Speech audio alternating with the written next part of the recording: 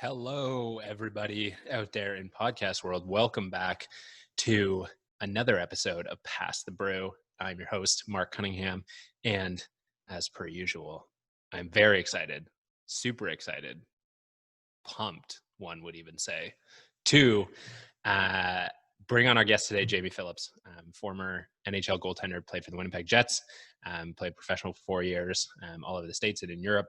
I actually worked with Jamie way back in the day when I was an instructor at On Ice. That was where we first met when he was a lot younger and I was a lot younger. The days of youth. And what am I talking about? So pumped for this conversation today. Jamie is also into coffee, so we're going to talk a little bit about that and why he likes it and his experiences with coffee. And then we're going to dive into his experiences as a professional athlete and how it may be different than we may see it as the public. So pretty pumped for this episode and for Jamie for agreeing to come on. So we're going to get to that in a few minutes here. But I just want to talk about a new segment of the podcast that I'm going to be launching with a friend of mine, Jess Hendry, who, as unfortunate as this sounds, is a huge Dallas Cowboys fan. Both her and I, massive American football fans. She might be one of the few people I know who is as into it as I am. And we are going to launch episodes, a few every little while, where her and I just come on and debate football. And that's going to be the main goal, is just to have fun, debate. We're both amateurs, so don't take our word for anything we say. I like to think I know a bit more than she does. She will dispute that, of course. But pumped for that. I think it's going to be a great time. So that first episode will drop. I'm not sure when, but we're going to be recording it soon. We're going to do power rankings. So we're each going to put together how we think the league will shake out this year, provided we have a year, hopefully. How we think it will shape out. We'll argue, we'll debate. I highly doubt we'll agree on very much, but pumped for that. So look out for those episodes. They'll be a little bit more fun, a little bit informative.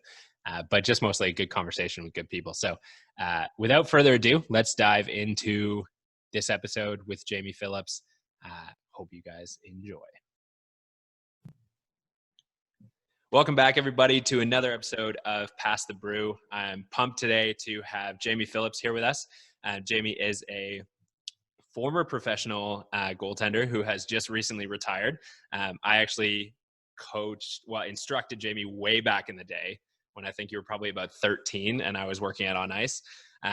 So we kind of go way back. I've recently reconnected with him just over another podcast that Jamie runs with some of the coaches he works with. So stoked to have you on the podcast. So welcome, Jamie. Hey, thanks for having me on, Mark. I'm excited. Yeah. So first off, why don't you just tell us a little about yourself, just a little bit about who you are, what you're kind of into. Yeah. Well, like you said, I'm a retired professional goalie. I played 4 years pro between the American League, the East Coast, played in Europe for a bit, and a brief stint in the NHL. And I'm now recently retired. I'm a Division I goalie coach at Michigan Tech. I'm going back to school to get my master's and hopefully apply to a physical therapy program and work with athletes and kind of stay involved in the game on the rehabilitation side and as well as coaching. So goaltending is my passion. As long as I can stay involved in that in any way, I'm be happy. Sick. That's super cool. I'm pumped to have like a professional goalie on the podcast, because obviously, like, I played goalie when I was younger.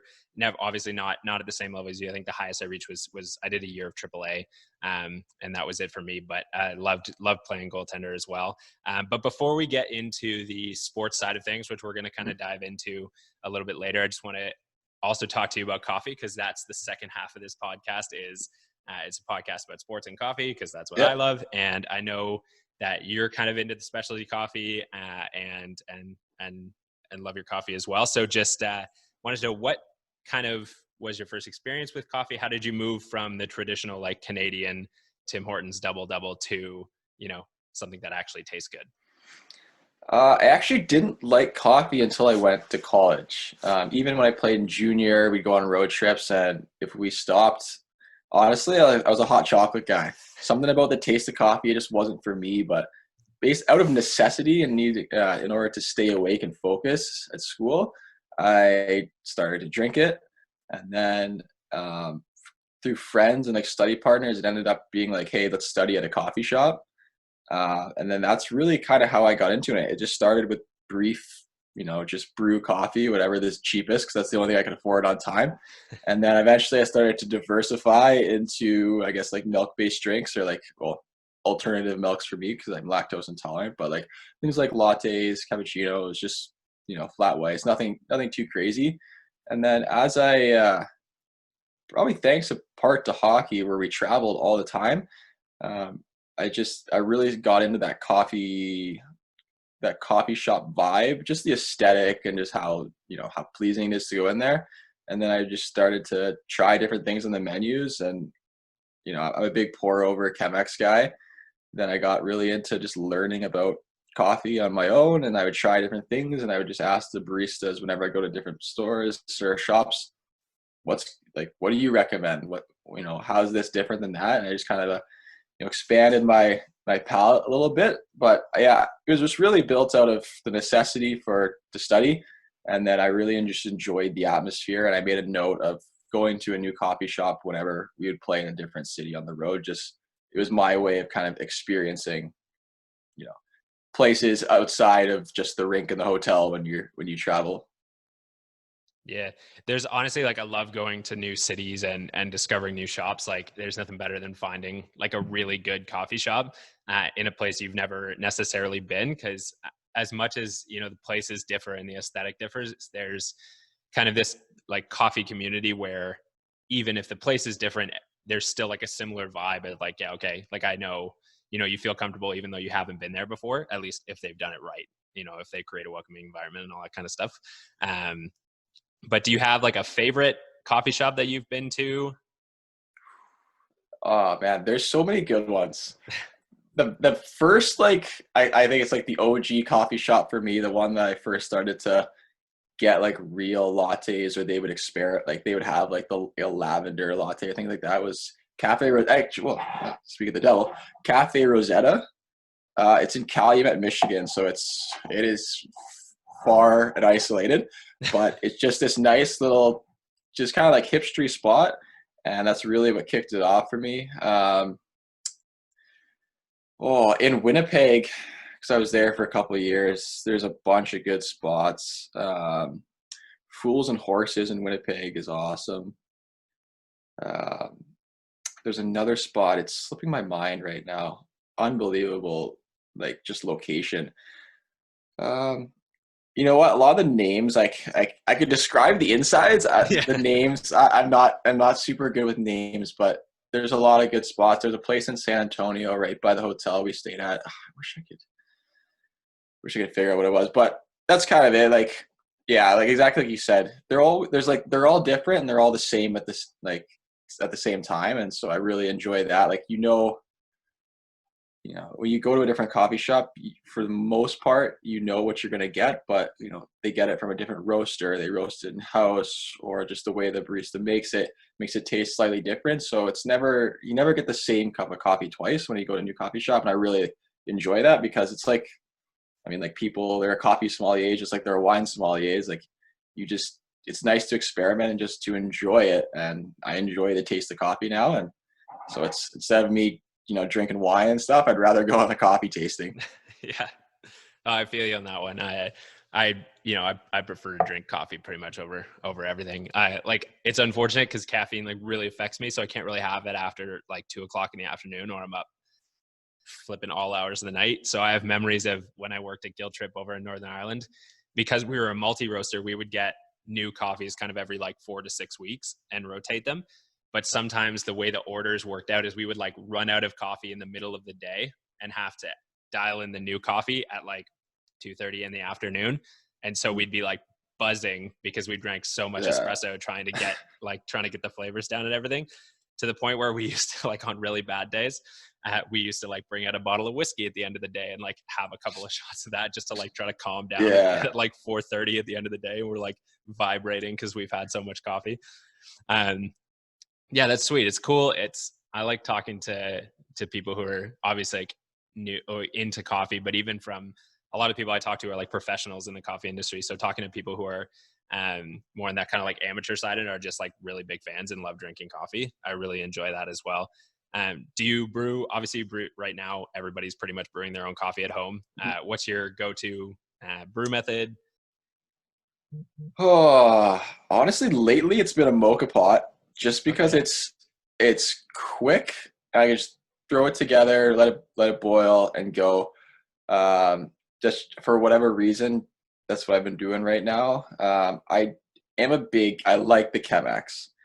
Um, I have well, I bought a Chemex and I broke once. It broke once in travel, so I bought a second one, and I I maybe just because the thickness of the paper, it really takes away some of that oiliness, and you're just left with a nice like just straight to the point, low oil coffee. And I think that's what I really like. That I prefer that, I guess. Hmm. Um, I have a V60 as well if I don't want to get out the whole Chemex apparatus, but the V60 is kind of I don't really I like it, but it's not like my favorite. Um, I do want to get an AeroPress. I don't have one, but I've had many AeroPress coffees, but for some reason I've just never picked one up. But it's on the list of things to grab. Yeah, honestly, like AeroPress is probably currently Kalita Wave is what I'm brewing on all the time, which is similar. It's like a V60 in that it's a pour over, but it's like a flat bottom instead of a cone. So it just changes up the way you have to brew and how it tastes at the end. But AeroPress is for sure my go-to. I think it's my favorite way to brew coffee. That's how I got into specialty, was with an AeroPress. So highly recommend getting one. And they won't break in travel. They're basically bulletproof. So Yeah, that's yeah, that's a big one. Like the V60 I have is the plastic, just Mhm. because like I didn't want to, when you get called up and sent down as many times as I have, you don't want to risk ceramic or glass. Yeah. Like trust me, when your whole Chemex shatters inside your suitcase and you have glass all over your clothes, like you make that mistake once and you don't make it again. Yeah. But the one thing Yeah. I didn't realize initially is I thought that the AeroPress was exclusively for espresso drinks. And there's a place in Coventry when I played there, Bean and Leaf, and they weren't doing pour overs the one week I went in, and so I was like, oh, okay. Well, they're like, well, we're doing AeroPress. So I was like, I only wanted espresso, but sure, why not? And it came out, and it wasn't espresso, obviously, and it was just like a light roasted, nice fruity coffee. And I was like, oh, okay, well, I didn't realize you could do this. Mhm. And then I went and talked to the barista, and I was like, can you show me what you're doing? Because I only thought this is for espresso because my girlfriend's sister has an AeroPress. They got one years ago, and I remember she was making us drink. Like she's my girlfriend and her family, like the biggest coffee drinkers ever. Um, and just like I've never seen a family consume so much coffee. So like it like a classic after dinner coffee, but it's like, do you Yeah. want an AeroPress?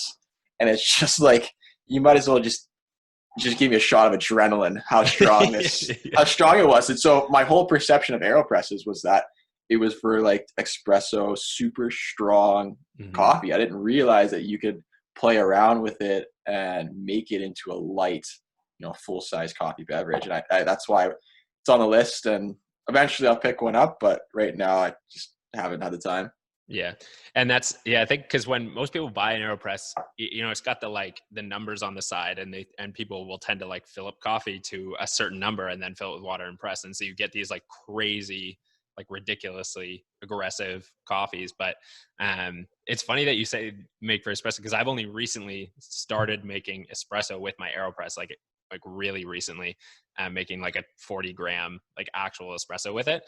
Because I would tend to like brew those like more filter style coffees with it. But yeah, so that's super cool that that you're into coffee. I was pumped to hear about that. But let's dive in a bit more into the sports side of things, and your sort of journey in hockey, and we'll talk a little bit more about the specifics. But how can you tell us a little bit about the beginning, I guess, of your journey in hockey? Like, how did you become a goaltender? Where have you played? What's sort of your background? I started My parents put me on skates basically as soon as they could, as soon as they have the potential to stand up. Yeah. And then I was a forward really my whole life until up until I was about 12. And I was pretty good. I was pretty good. I was good in the sense that I was good in my small town. Hmm. But I really didn't like being a player. I think my dad was kind of a crazy hockey dad. And so it put like a lot of pressure on me and it really ruined the fun. And so I eventually got to the point where I wasn't having fun. I gave him an ultimatum, either like, hey, like let me become a goalie or I'm just not going to play hockey.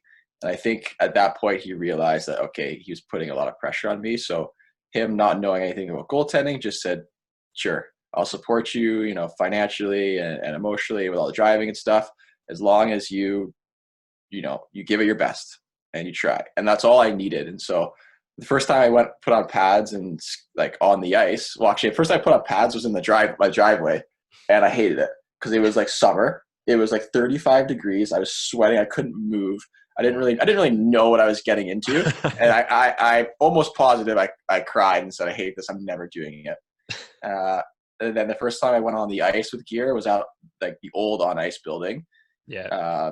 So that's why I put it on. I think actually like Dan Turple was my instructor, Yeah. and you know that name. So he was my instructor, and I think going on the ice because it's such a like when like people are always like, oh, you play road hockey, you're ball hockey goalie, you're an ice hockey goalie. It's like no, it's not the Yeah. same. So So different. yeah, exactly. So going on the ice really, that's when I was like, okay, this is like I like this.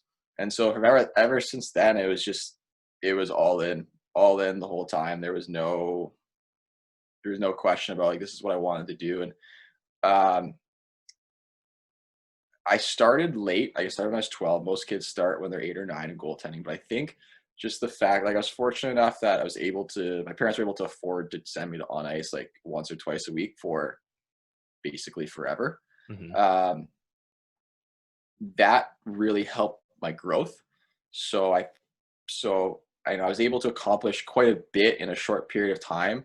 Um, so then I'm trying to think. So I played like house league hockey like my first year, which is of course, but um, the next like 2 or 3 years, I would always be like the last cut from AAA. Mm. And so like it's pretty good. Like looking back at it now, like that's pretty good for a kid who's only been the goalie for like 1 year, 2 year, or like 3 years.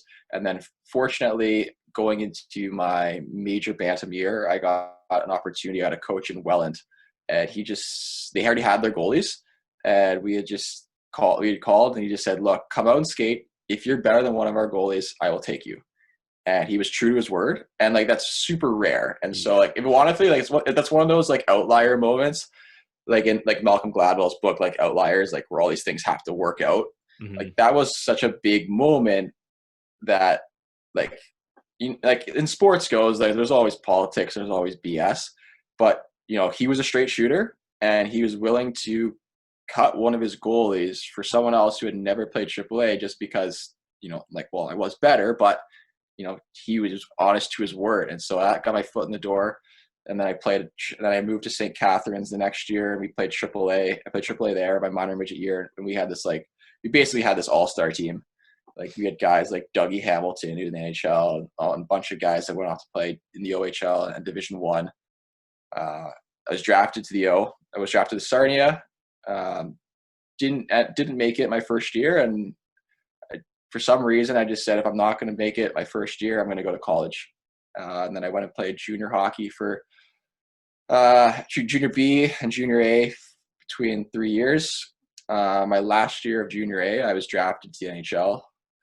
And then I got, sorry, I guess I got a scholarship my last year of junior. And then at the end, I was drafted in the NHL. I went to play college hockey for 4 years at Michigan Tech. And then after I graduated, I was fortunate to sign with Winnipeg. Played in their organization for 2 years. Then I played with signed with Charlotte, and then I bounced around a lot between then. But I signed with Charlotte, and then I went to Europe, and then I left Europe and finished up back here in North America. So it's long-winded, but that's my career in a nutshell. Yeah. So one of the questions that I had was there a point when you were younger where there was, maybe a turning point or something where you were like, hey, like I could potentially go professional? Like, was there that moment, or did it just kind of naturally progress? That's a good question. I don't know. It just seemed like it was something I was meant to do. Like I don't know if there was ever like a one moment where it was like, okay, this is it. Like I have this chance. It always seemed like because I was always sort of getting better and better and better, I kind of felt like, okay, eventually I'm just going to continue to get better and get to where I need to be. And fortunately, that's what happened. Mm. But I don't remember if there was ever like one moment where I was like, oh, okay, I can do this. Like even when I was drafted, I guess like when I was drafted, I obviously that's a foot in the door. But when I went to college the next year, and I didn't really play for the next 2 years, and so I even in my head I was like, okay, well I'm never gonna I'm not. Phoenix Copley, who's Stanley Cup champion, plays for Washington Capitals. He was my goalie partner, and he was a Oh. stud. So like I was behind him, and so I was like, hey, if we're gonna be together for 4 years here, like I'm not gonna play a lot.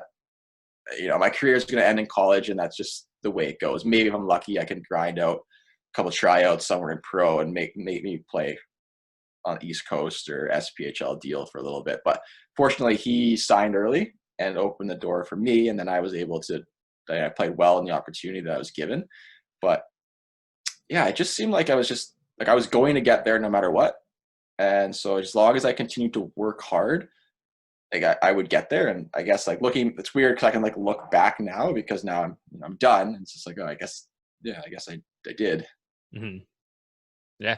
And what I kind of think that there's a lot of people who maybe aren't super involved or like heavily involved in the sports world that think like getting drafted into whatever sport is like that's like the end. It's like, cool, I got drafted, I'm in. Like for myself, like I'm really into football, and for a long time I was like, oh, guys get drafted, like they'll play, and that's just not true. Like it's just regardless of even if you're a first round pick, like it often doesn't pan out. So what was it?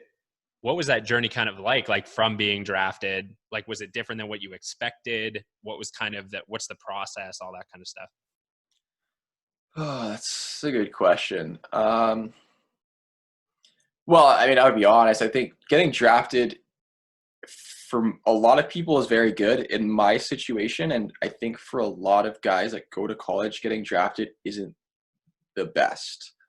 And what I mean by that is, so in hockey, you know, so I was drafted when I was, I guess, 19, and then so they had my rights for my entire college career.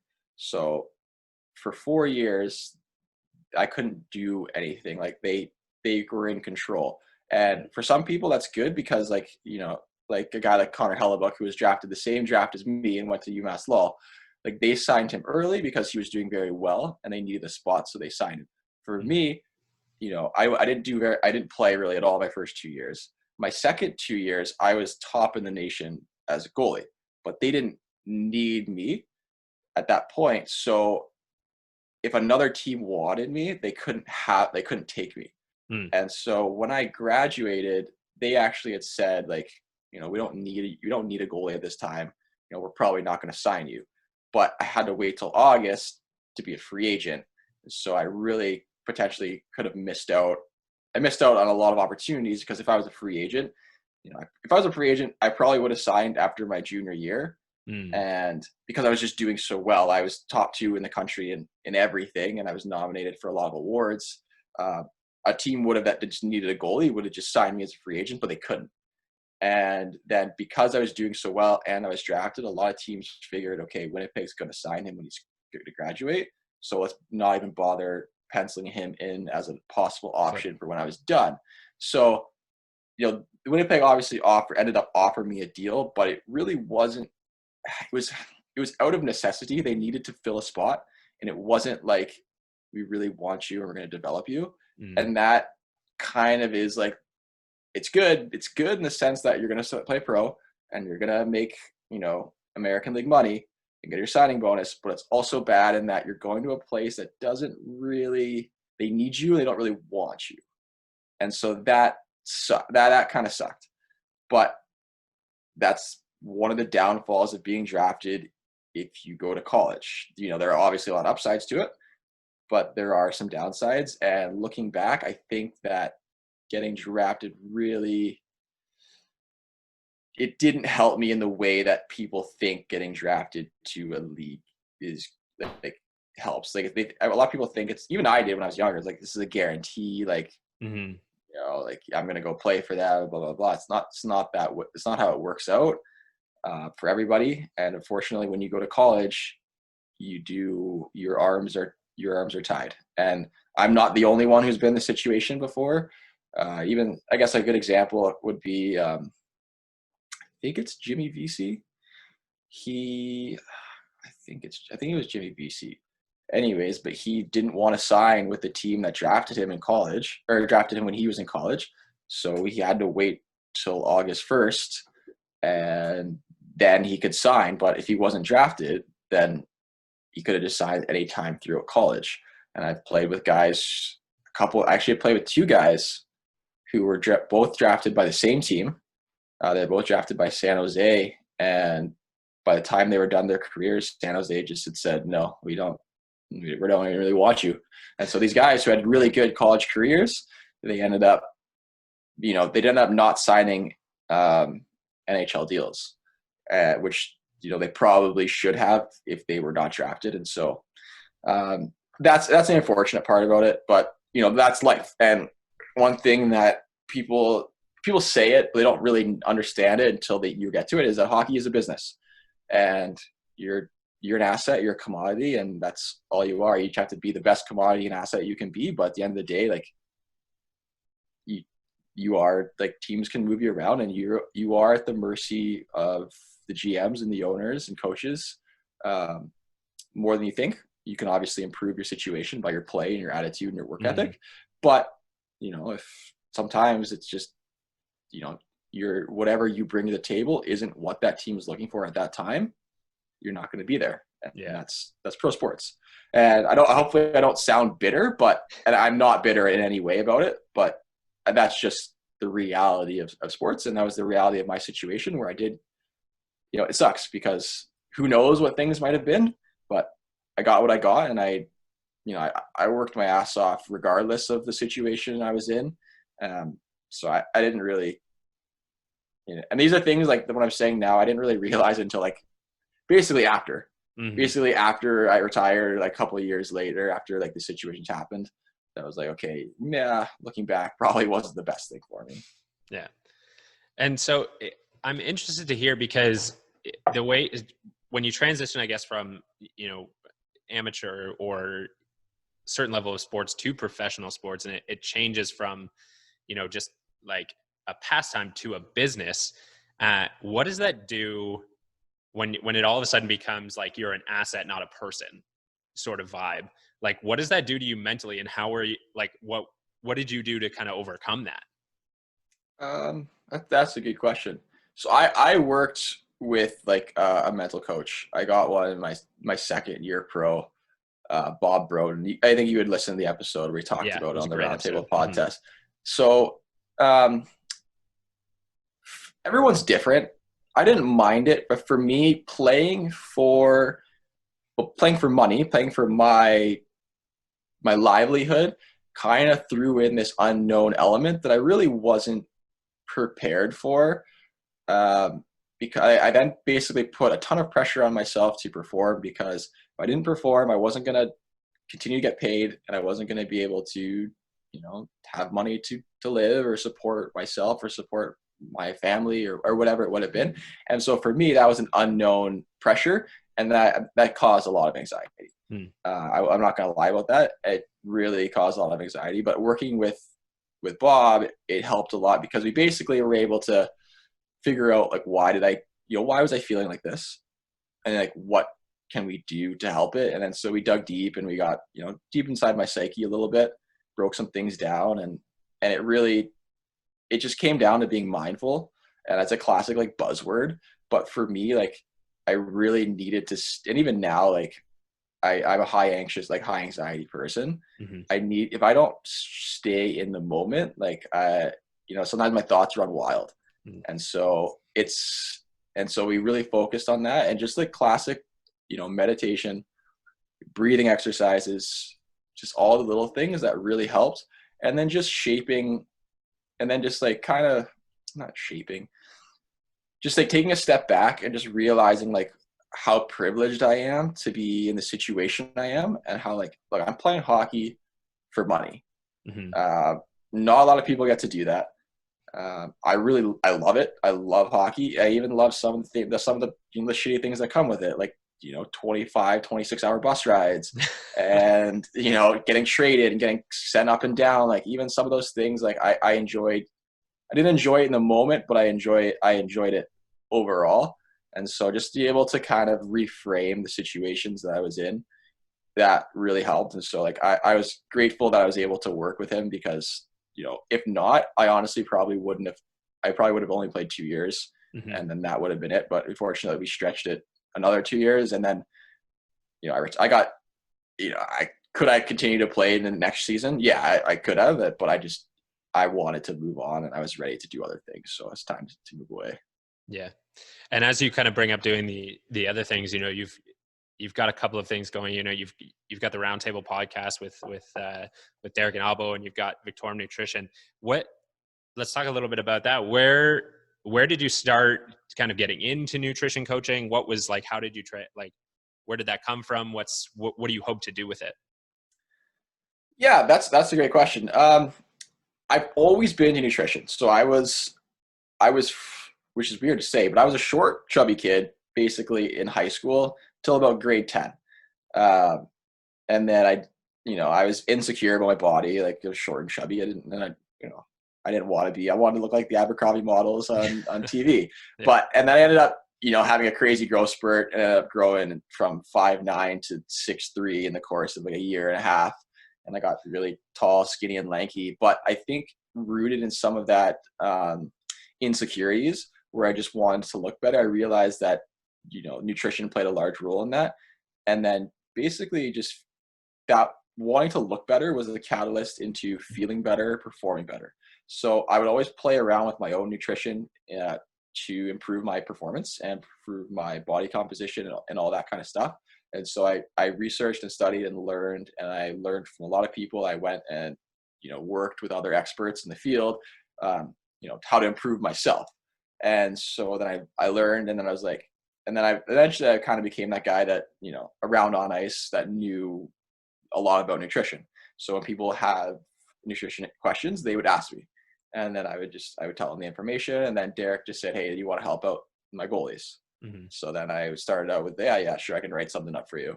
And then I was like, "Okay, I really enjoy doing this. I like working with athletes. I want to help them perform and look their best and feel their best." Mm-hmm. So I went and got Precision Nutrition certified, which is like the gold standard for nutrition coaching.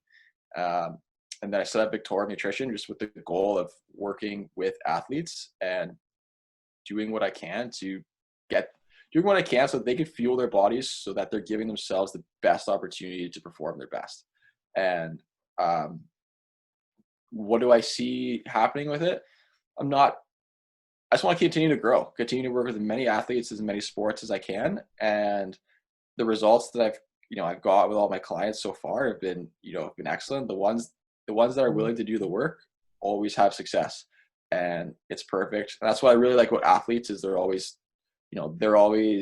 take the initiative, whether that's doing the extra things in the kitchen, extra things in the gym, or extra things on the ice, field, or court, wherever they play their sport. Mm-hmm. I've been very lucky, and that I get to work with some great athletes, and I really enjoy it. I just like nutrition. So now I can bring it all in together and help, and basically kind of use my passion, my energy to help other people. Yeah, that's awesome. And then the other sort of side of that, as you moved into retirement, is the Roundtable podcast, which I've listened to a bunch. I'm a fan. I really like it. Where did that idea come from? Are you guys going to continue it? What's sort of maybe the goal of it? Well, Derek had floated a podcast idea for many years, and I was always for it. I didn't want to do it while I was still playing, just because, we're going to have to critique some pro guys. And when you're still playing, it's hard to critique guys that are playing at a higher level than you. I mean, it's still hard for me to look like, what am I going to critique Carey Price? Like, yeah, I could pick, there are things in his game you can pick apart, but at the end, like, he is significantly better a goalie than I ever was. And he's one of the best in the world, but it's a different angle because now I can attack it from a coach's angle. Whether like compared to when I was still playing, like I didn't want to be that guy, you know?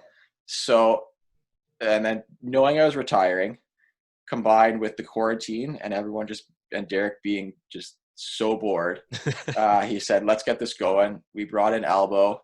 And really the goal was just to talk goaltending in a way that isn't boring.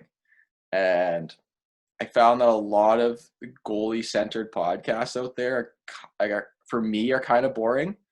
A lot of them have great guests and a lot of good things, but I just don't feel the topics are, they're just kind of mundane.